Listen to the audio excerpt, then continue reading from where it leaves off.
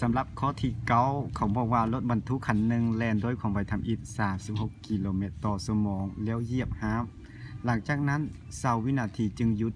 อย่าลืมคำว่าหยุดถ้าว่าหยุดแล้วความไวสุดท้ายต้องเท่ากับศูนย์จงซอกหาความเร็วของรถคันดังกล่าวและระยะทางที่รถเล่นไปได้ตลอดเวลาเหยียบห้ามข้อนี้ก็บ่ได้ยากสำหรับข้อนี้แมนให้ฮู้แม่นหยังฮู้ v0 เท่ากับเท่าใด36 กิโลเมตรต่อชั่วโมง36 กิโลเมตรต่อชั่วโมงเท่ากับจักเมตรต่อวินาทีผู้ใดฮู้เดถ้าน้องใดฮู้แล้วก็บ่เป็นอย่างถ้าผู้ใดยังบ่ได้ฮู้อ้ายขอแนะนำให้เลย ถ้าผู้ใดอยากเตะกิโลเมตรต่อชั่วโมงมาเป็นเมตรต่อวินาทีแมนให้เอาจำนวนนั้นมาคูณกับ5/18แล้วจะได้เป็นเมตรต่อวินาทีและถ้าไผที่จะต้องการเตะเมตรต่อวินาทีมาเป็นกิโลเมตรต่อชั่วโมงให้เอา18ส่วนให้5มาคูณกับตัวที่เราต้องการเตะนั้นแล้วจะเท่ากับ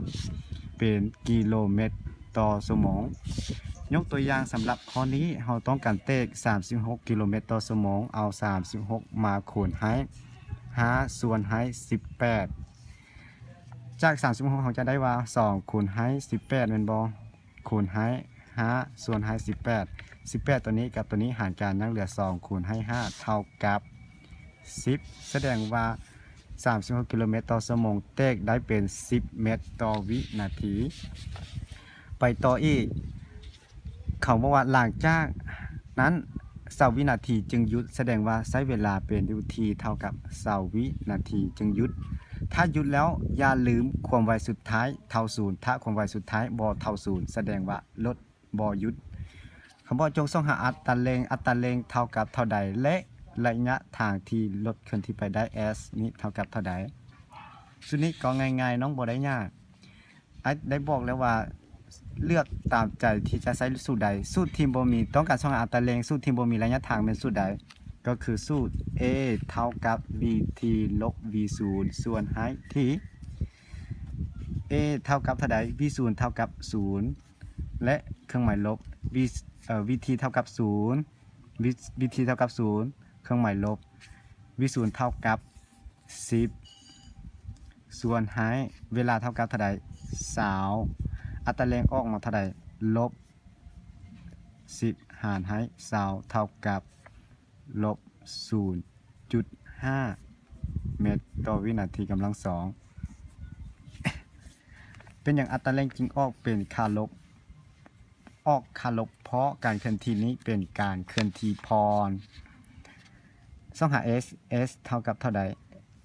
s ตัวนี้ผู้น้องสีส่องหาใช้สูตรใดก็ได้แต่ขอเลือกสูตรง่ายๆเอาสูตรที่บ่มีอัตราเร่งแม่นสูตรใดมีสูตร vt บวก v0 ส่วน2คูณให้ t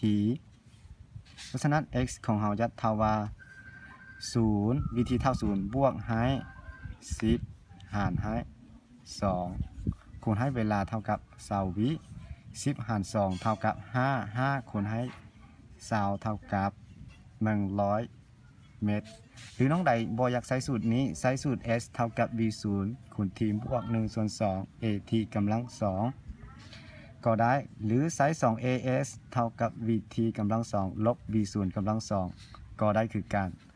คำตอบของ s ออกมาก็จะเป็น100ถ้าตัวใดบ่ออก100แสดงว่าบ่ถูกหวังว่าทุกคนจะเข้าใจดี